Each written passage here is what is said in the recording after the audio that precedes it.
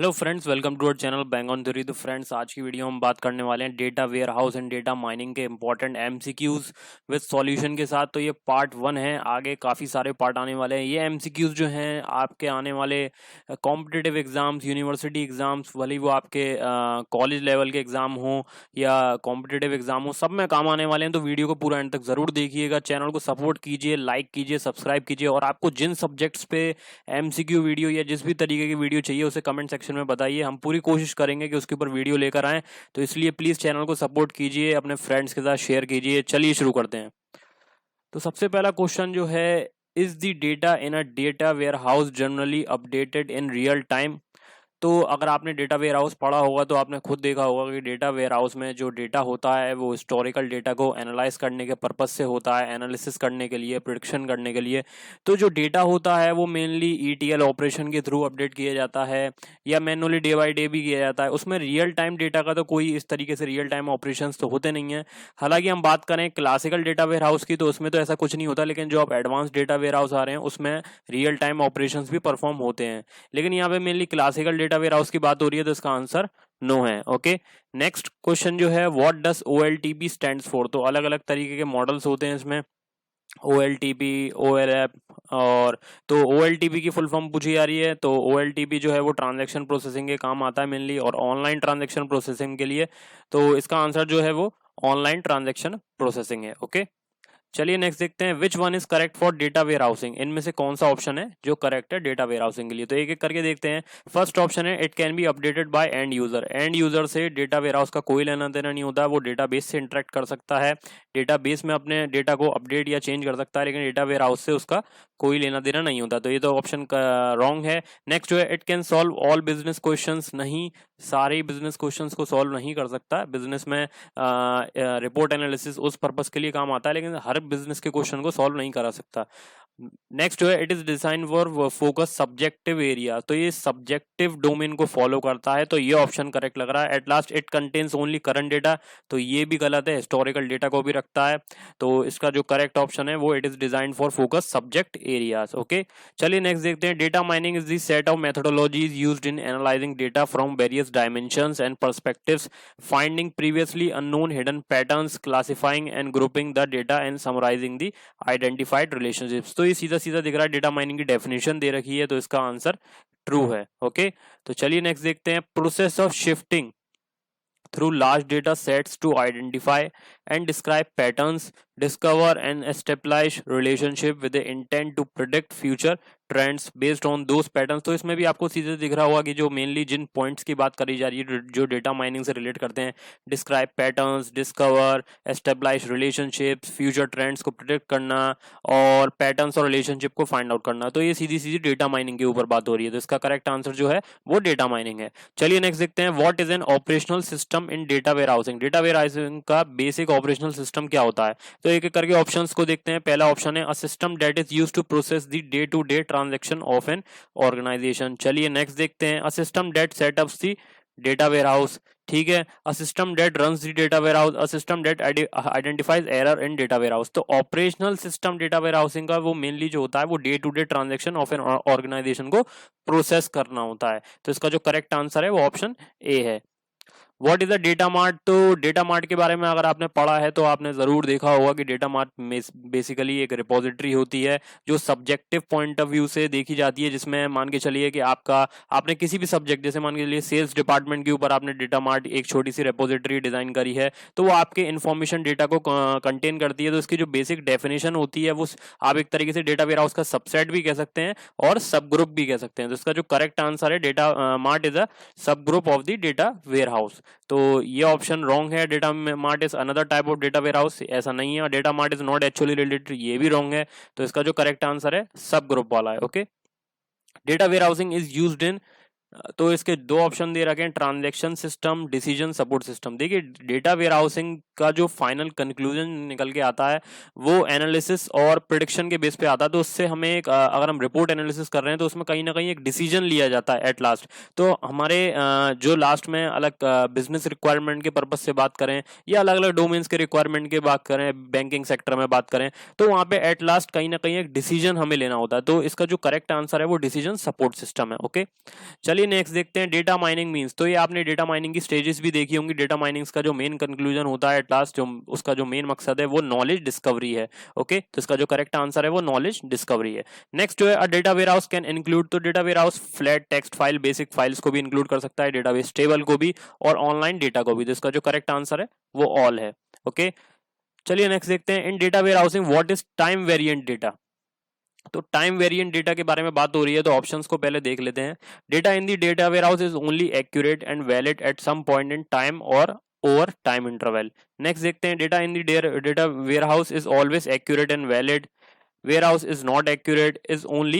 देखिए जो बात हो रही है क्वेश्चन में वो टाइम वेरिएंट डेटा की हो रही है। तो अगर आप बाकी तीन ऑप्शन भी देखेंगे उसमें टाइम के रिस्पेक्ट में कोई इस तरीके की बात नहीं हो रही है, लेकिन आप पहला ऑप्शन देखें, अगर आपको टाइम वेरिएंट डेटा के बारे में नहीं भी पता है तो आप देखें, देखिए इसमें क्या कह रहा है, data in the warehouse is only accurate and valid at some point in time. Time variant के बारे में बात हो रही है और ओवर टाइम इंटरवल। तो इसका जो करेक्ट आंसर है वो ऑप्शन 1 है। चलिए नेक्स्ट देखते हैं व्हाट इज स्टार स्कीमा। तो आपने अलग अलग तरीके के स्कीमा पढ़े होंगे, स्टार स्कीमा, स्नोफ्लैक स्कीमा। तो स्टार स्कीमा सबसे बेसिक स्कीमा होता है। तो इसमें मेनली क्या होता है कि हमारे सेंटर में स्टार में एक फैक्ट टेबल होती है जिसकी अलग अलग बाउंड्रीज पे डायमेंशन टेबल होती हैं। ठीक है, तो इसमें हम ऑप्शंस में देखें अगर, तो star schema consist of a fact table with a single fact table for each dimension. एक हर डायमेंशन के लिए सिंगल एक फैक्ट टेबल है। ठीक है, तो स्टार स्कीमा मतलब एक बीच में सेंटर में स्टार की तरह एक सिंगल फैक्ट टेबल है और उसके हर एट्रीब्यूट के लिए एक एक डायमेंशन है, हर प्रॉपर्टी के लिए एक एक डायमेंशन है। ठीक है, तो नेक्स्ट है star schema the type of database system. तो इसका जो करेक्ट आंसर है वो हमें सीधा सीधा दिख रहा है, पहला ऑप्शन है consist of a fact table with a single table for each dimension. Okay, चलिए नेक्स्ट देखते हैं व्हाट इज अ स्नोफ्लैक स्कीमा। तो स्नोफ्लैक स्कीमा एक तरीके से एडवांस वर्जन है उसका स्टार स्कीमा, पर इसमें मेनली क्या होता है कि मेनली ईआर रिलेशनशिप फाइंड के बेस पे हम ये जो स्कीमा है वो डिजाइन करते हैं। और जो इसका जो मेन मकसद है वो नॉर्मलाइज्ड है, क्योंकि इसमें जो स्पेस मेमोरी है वो काफी कम यूज होती है और इसमें हम देखें कि सिंगल फैक्ट टेबल से ही काम नहीं चलता है। तो आप इसके ऑप्शन अगर पढ़ेंगे तो each dimension table is normalized, हर डायमेंशन टेबल को नॉर्मलाइज कर दिया गया है, एक दूसरे से एंटिटी रिलेशनशिप की तरह रिलेशनशिप रिलेट कर रहे हैं, विच में create additional tables attach to the dimension table. उस डायमेंशन टेबल के साथ और सब डायमेंशनल टेबल भी अटैच हो सकती हैं, जो वो नॉर्मलाइजेशन प्रोसेस चल रहा है उसके अंदर एक। ठीक है, तो स्नोफ्लैक स्कीमा का ये करेक्ट ऑप्शन है। ओके, नेक्स्ट जो है what is the acronym ETL stands for. तो ईटीएल के बारे में आपने सुना ही होगा, extract transform and load. Mainly हर दिन डे टू डे भी होता है, वीक टू वीक भी होता है। इसमें डेटा वेयर हाउस में अपडेशंस के लिए या रिफ्रेशिंग के लिए, हम मेनली रिफ्रेशिंग भी कहते हैं इसे, कि एक तरीके से अपडेशन को रिफ्रेशिंग के टर्म्स में कहा जाता है डेटा वेयर हाउस में, कि डेटा रिफ्रेश हो रहा है, जो डेटा आया है वो प्रोसेस होकर अपडेट हो रहा है। अब वो आज के टाइम पे तो ऑटोमेटिक होता है, पहले मैनुअली भी होता था। ठीक है, तो इसका जो फुल फॉर्म है वो एक्रोनिम है वो एक्सट्रैक्ट ट्रांसफॉर्म एंड लोड है। ओके, नेक्स्ट जो है what is the system of data warehousing mostly use for. तो इसके आप ऑप्शन देखें, data integration and data mining and data storage, reporting and data analysis. तो ये पूछ रहा है डेटा वेयर हाउसिंग यूज किस लिए होता है, ये नहीं पूछ रहा है कि डेटा वेयर हाउसिंग के अंदर कौन कौन से ऑपरेशन यूज होते हैं। तो इसका जो करेक्ट आंसर है वो रिपोर्टिंग एंड डेटा एनालिसिस है। Okay, next which small logical units do data warehouse hold large amount of information. तो इसके बारे में हम पहले ही बात कर चुके हैं कि डेटा वेयर हाउसिंग की ऐसी स्मॉल लॉजिकल यूनिट्स कौन सी है, या ऐसा कौन सा स्मॉल सबसेट है जो लार्ज अमाउंट ऑफ इन्फॉर्मेशन को होल्ड करता है। जिसका जो करेक्ट ऑप्शन है वो डेटा मार्ट है। ओके, चलिए नेक्स्ट देखते हैं why data analysis in needed. Data analysis की नीड हमें पढ़ क्या रही है। ठीक है, तो इसके ऑप्शन देखते हैं, required technical and strategic decisions. ठीक है, ये करेक्ट लग रहा है। Business environment is dynamic, search for competitive advantage. तो इसके ये तीनों ही शुरू के करेक्ट हैं। अगर आप देखें to get more public attention, तो ये तो कोई यूज नहीं लग रहा है इस चीज के लिए। अगर आप ये तीनों देखें तो ये तीनों वैलिड हैं, टेक्टिकल एंड स्ट्रेटेजिक डिसीजंस के काम में आता है। बिजनेस एनवायरनमेंट जो है वो इतना डायनेमिक हो गया है तो उसके भी काम में आता है डेटा एनालिसिस के लिए, और कॉम्पिटिटिव एडवांटेज के लिए। एक दूसरे जो कंपनीज हैं वो एक दूसरे से compete कर रही हैं अलग अलग सेक्टर में, तो उनकी सर्चिंग के बेस पे भी काम आता है। The main characteristics of online analytical processing. Online analytical processing में मेन कैरेक्टरिस्टिक क्या है, तो आप देखें, use single dimension data analysis technique, provide advance database support. ये एक एडवांटेज है। अगर आपने ऑनलाइन एनालिटिकल प्रोसेसिंग के बारे में पढ़ा होगा तो इसमें अलग अलग तरीके के ऑपरेशंस आप परफॉर्म कर सकते हैं। क्यूबिक अपने क्यूब पे, मल्टी डायमेंशनल मॉडल पे drill down, roll up, slice, तो इस तरीके के ऑप्शन आप उसमें परफॉर्म कर सकते हैं, क्यूब ऑपरेशन। तो इस तरीके से आप एडवांस डेटाबेस सपोर्ट के ये ऑपरेशंस, ये कैरेक्टरिस्टिक्स यूज कर सकते हैं ऑनलाइन एनालिटिकल प्रोसेसिंग की। ठीक है, कि less in drill down, roll up एक दूसरे के अपोजिट है। ड्रिल डाउन में आप लेस इन्फॉर्मेशन से ज्यादा इन्फॉर्मेशन की तरफ बढ़ रहे हैं, और रोल अप में उसका अपोजिट होता है। तो ये एडवांस डेटाबेस सपोर्ट की कैरेक्टरिस्टिक्स ये ऑनलाइन एनालिटिकल प्रोसेस में हम यूज कर सकते हैं। तो इसका जो करेक्ट आंसर है वो सेकंड है। नेक्स्ट जो है, why do we need ODS, तो यू में आंसर मल्टीपल करेक्ट आंसर। तो ओडीएस के बारे में आपने देखा होगा कि ऑनलाइन जो रिलेशनल डेटाबेस सपोर्ट का जो है उसकी हमें नीड क्यों पड़ती है। तो इसके जो ऑप्शन जो दे रखे हैं, अगर आप देखें, to isolate from production, to update data periodically, to prepare data for TTL, to backup data. देखिए, बैकअप डेटा और ये अपडेट डेटा ये ओडीएस के ऑपरेशंस नहीं है। अगर आप देखें तो मेनली जो सबसे पहला है कि ईटीएल से पहले डेटा को प्रिपेयर करने के लिए कि कौन सा डेटा आप हमें सिस्टम में हमें प्रोसेस करना है, रिफ्रेश करना है। तो ये तो एक ऑप्शन तो इसका ये करेक्ट है। और दूसरा टू आइसोलेट फ्रॉम प्रोडक्शन से उसको आइसोलेट करने के लिए, तो इसके दोनों ही ये करेक्ट ऑप्शन है। Okay, which one comes first to build data warehouse. तो डेटा वेयर हाउस की जो स्टेजेस होती हैं उसमें जो सबसे पहले जो स्टेज होती है, सबसे पहला जो स्टेप होता है वो बिजनेस एक्वाइजिशन या बिजनेस के क्वेश्चंस होते हैं, बिजनेस को लेकर डिस्कशन होता है, बिजनेस की रिक्वायरमेंट स्पेसिफिकेशन को जाना जाता है। उसके बाद ये लास्ट में ऑपरेशंस आते हैं, क्लींजिंग, एक्वाइजिशन, प्रोफाइलिंग वगैरह, स्टेप बाय स्टेप। जो पहला सबसे जो पहला है वो बिजनेस एक्वाइज या बिजनेस रिक्वायरमेंट, बिजनेस के क्वेश्चंस, तो ये इसका करेक्ट ऑप्शन है।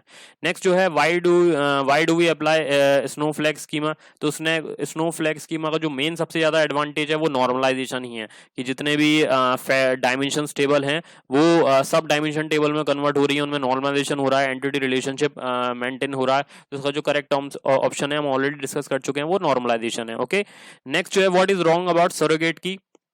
तो सरोगेट की के बारे में भी आपने देखा होगा कि हमारे जितने भी कॉलम्स हैं हमारे डेटा में, हमारे डेटाबेस में या डेटा वेयरहाउस में, हमारे जो कॉलम्स हैं उसमें से ऐसा कॉलम, स्पेसिफिक कॉलम जिसको हम प्राइमरी की में इजीली प्राइमरी की उसे बना सकें, प्राइमरी की में उसे इजीली कन्वर्ट कर सकें, प्राइमरी की डिक्लेयर कर सकें।